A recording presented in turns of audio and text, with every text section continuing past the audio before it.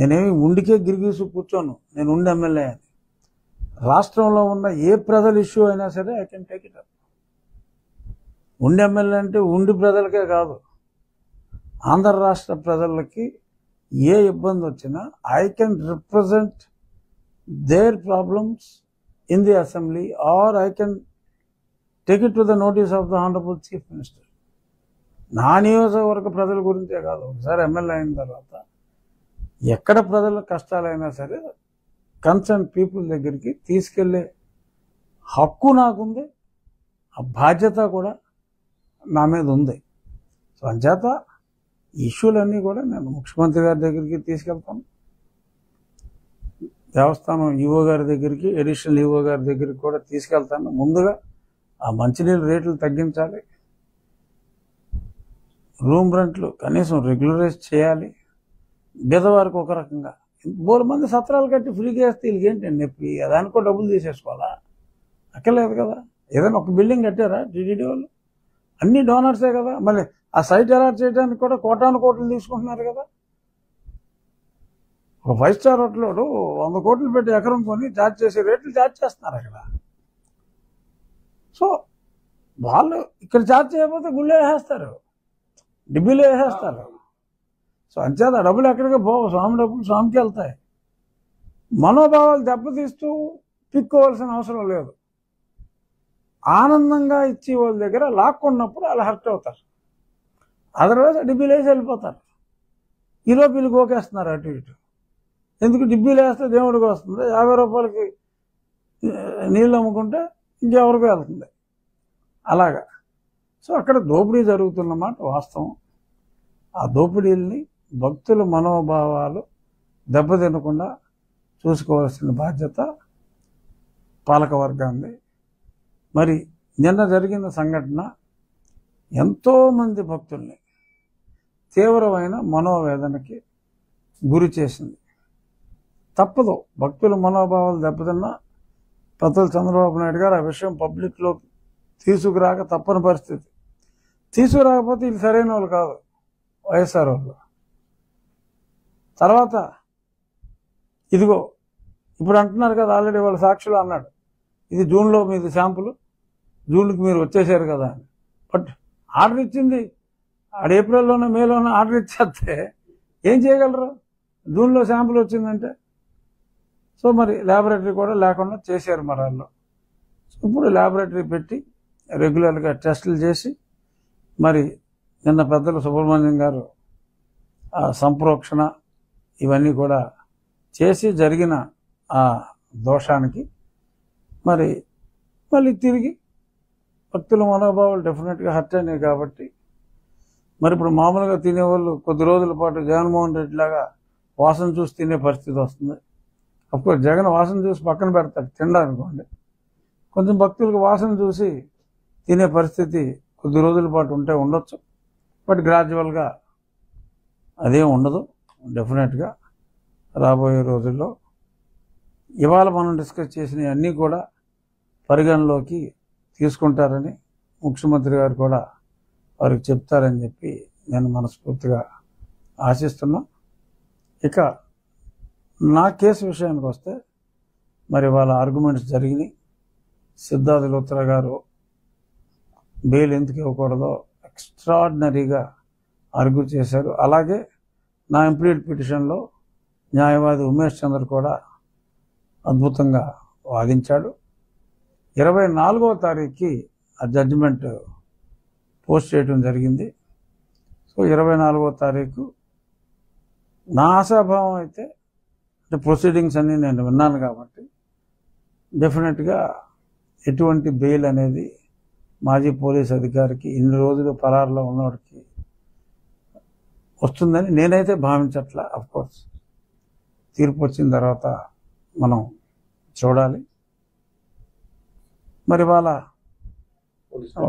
ఒక ప్రముఖ దినపత్రికలో సో వేగవంతంగా కూడా కదులుతుంది.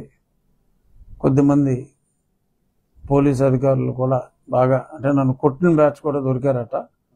ఆ కొట్టిన బ్యాచ్ గ్రాడ్యువల్గా కొట్టించిన బ్యాచ్ వీళ్ళందరూ కూడా మరి దొరుకుతారని డెఫినెట్గా మళ్ళీ ఇలాంటి పిచ్చి పనులు చేయటానికి నేను తనులు తిన్నాను అయిపోయింది. కానీ నేను ఎందుకు పట్టుదలగా ఉన్నానంటే అరే ఒక లా మేకర్ని తీసుకెళ్ళి మీరు ఇలా బాధపడేస్తారు. ఇంకా కామన్ మ్యాన్కి మనం ఏం మెసేజ్ ఇస్తున్నాం? ఇప్పుడు మళ్ళీ నేను ఒక ఎమ్మెల్యేగా మరి ఒక పదవి చేపట్టి ఇప్పుడు కూడా నాకు నేను న్యాయం చేసుకోకపోతే, నాకు ఈ ప్రభుత్వంలో కూడా న్యాయం జరగకపోతే, ఈ ప్రభుత్వంలో ప్రజాప్రతినిధులు ఏం చేయగలరు? ప్రభుత్వ ప్రతినిధులు ఇంకేం చేయగలరు? వ్యవస్థ మీద నమ్మకం పోయే ప్రమాదం ఉంది. కాబట్టి నా ఈ పోరాటం నేను కంటిన్యూ చేస్తున్నాను. తప్పకుండా నా ఈ పోరాటంలో డెఫినెట్గా అంతిమ విజయం అయితే న్యాయానికే దక్కుతుందనే పరిపూర్ణ విశ్వాసంతో అయితే నేనున్నా. సార్, మీరు ఇతను ఇంతకాలం నుంచి అప్ స్టాండర్డ్ లో ఉన్నా మీరు హోమ్ మినిస్టర్ గారి దృష్టికి తీసుకెళ్లారు. ఇప్పటి వరకు ఆయన ట్రేస్ చేయకపోవడం గల కారణం ఏంటంటే దీంట్లో బలమైన ఏమన్నా మీ పార్టీ నుంచి ఏమన్నా ఆయన బ్లెస్సింగ్స్ ఉన్నాయని అనుకోవచ్చా? మా పార్టీ నుంచి బ్లెస్సింగ్స్ ఉండే అవకాశం డెఫినెట్గా లేదు. బట్ మరి ఎంతైనా ఎక్స్ పోలీస్ కాబట్టి ఈ పోలీస్ శాఖలోనే మరి అతనికి కొంత కోఆపరేషన్ ఉందేమో అన్న అనుమానం అయితే నాకు పూర్తిగా ఉంది. మరి ఇన్ని రోజులు పట్టుకోకపోవటం సార్, చిన్న విషయంలో ఉంటేనే ఎక్కడ ఉన్నాడు తీసుకొచ్చేస్తారు కదా సార్. ఇంత పెద్ద విషయం పట్టుకోవడం ఎంతవరకు రీజన్ అంటారండి? అంటే డెఫినెట్గా కొంత అయోమయానికి గురి చేసింది, అందులో ఎటువంటి సందేహం లేదు. ఇంకోటి కమింగ్ బ్యాక్ టు ఇందాకటి ఇష్యూ, జగన్మోహన్ రెడ్డి గారికి ఎవరైనా బొట్టు పెట్టుకుంటే కూడా ఇష్టం ఉండదు. నాకు తెలుసు ఒకళ్ళిద్దరిని బొట్టు పెట్టుకుని వెళ్తే చిరాకు పడ్డాడు ఆయన గతంలో. ఒకసారి నేను చెప్పాను రచ్చబండలో కూడా, పేర్లు ఇంటి పేరులో రెడ్డి, ఒంటి పేరులో రెడ్డి ఉన్న ఓ రెడ్డి గారిని అంత బొట్లు పెట్టి రామాకని చెప్పి తను చిరాకు పడతాం. ఇవన్నీ కూడా ఉన్నాయి. బట్ పాలకుడికి ఇవన్నీ కరెక్ట్ కాదు.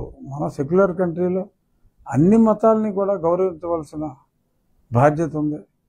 తన మతాన్ని తను ప్రేమించుకోవచ్చు. నేను హిందూ మతాన్ని ప్రేమించినట్టు, హిందూ గాడ్స్ని నేను ప్రేమించినట్టు. బట్ నేను చేసేసి ద్వేషించను. మిషనరీ స్కూల్స్లో చదువుకున్నా, ఎక్కడ వాటికన్లో చర్చికి వెళ్ళినప్పుడు ఇలా అనుకుంటాం. అందరూ ఎలా అనుకుంటారో అలాగే అనుకుంటాం.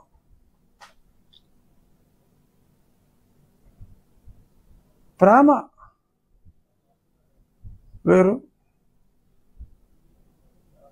నమ్మకం వేరు. ద్వేషం ఉండకూడదు. కానీ అన్ఫార్చునేట్గా మరి ద్వేషం అనే అనిపిస్తుంది ఇవన్నీ కూడా చూసినప్పుడు. మరి తను ప్రజల్ని ద్వేషించకుండా, మరి భగవంతుడిని, ఇతర మతాల భగవంతుని కూడా ద్వేషించకుండా ఉండే మంచి బుద్ధి ప్రసాదించమని మళ్ళీ నా దేవదేవుడైన వెంకటేశ్వర స్వామిని ప్రార్థిస్తున్నా.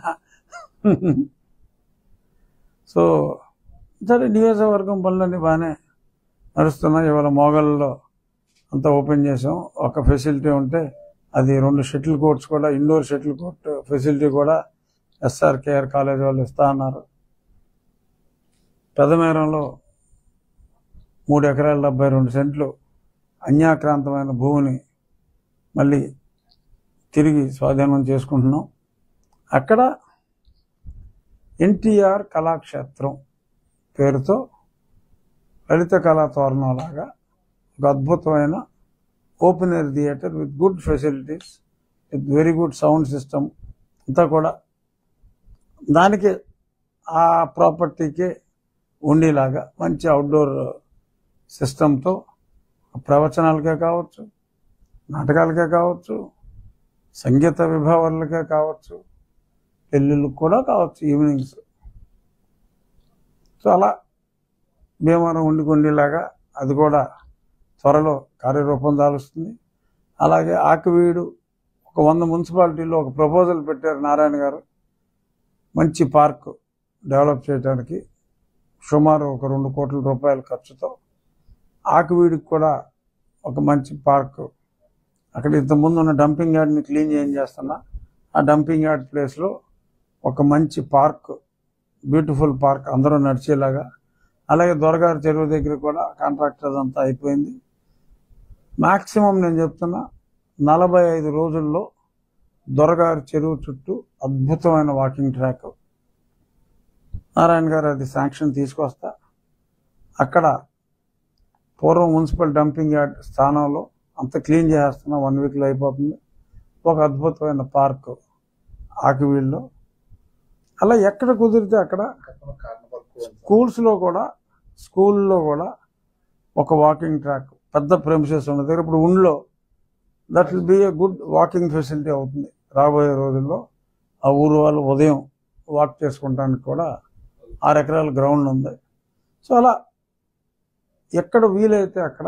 ఇవాళ మార్నింగ్ కలెక్టర్ గారితో ఆ పాములపర్రు ఉండి నుంచి పాములపర్రు రోడ్లో మీరు వెళ్ళి చూస్తే తెలుస్తుంది మీకు ఎంత బ్యూటిఫుల్గా తయారైంది. ఆ మురుగు అంతా పోయి అంతా ఆల్ అలాంగ్ రెడ్ సాయిల్ వేసి ఇవాళ ఒక 10 మొక్కలు పాతడం జరిగింది.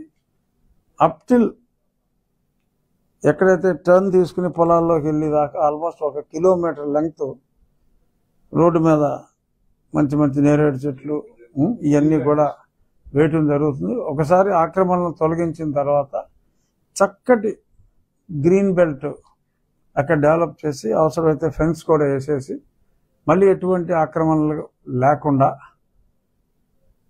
అద్భుతంగా తయారు చేసే దిశగా ప్రతిరోజు ఎక్కడో దగ్గర ఏదో పని చేస్తూ ముందుకెళ్తున్నాం. జనవరిలో సంక్రాంతికి మళ్ళీ కోడి పందాలకి రాష్ట్రం అంతా ప్రపంచం నుంచి ఇక్కడికి వచ్చినప్పుడు ఈ ప్రాంతం చూస్తే ఇదేంట్రా ఇంతలో ఇంత మార్పా అని ముక్కును వేలేసుకునేలాగా చేస్తానని మీడియాకి, నా నియోజకవర్గ ప్రజలకి మాటిస్తున్నాను. ఇంకేమన్నా ప్రశ్నలు ఉన్నా? ఏలూరుపాడులో ప్రోగ్రాం ఉంది, అది వెళ్ళిపోతాను. ఏది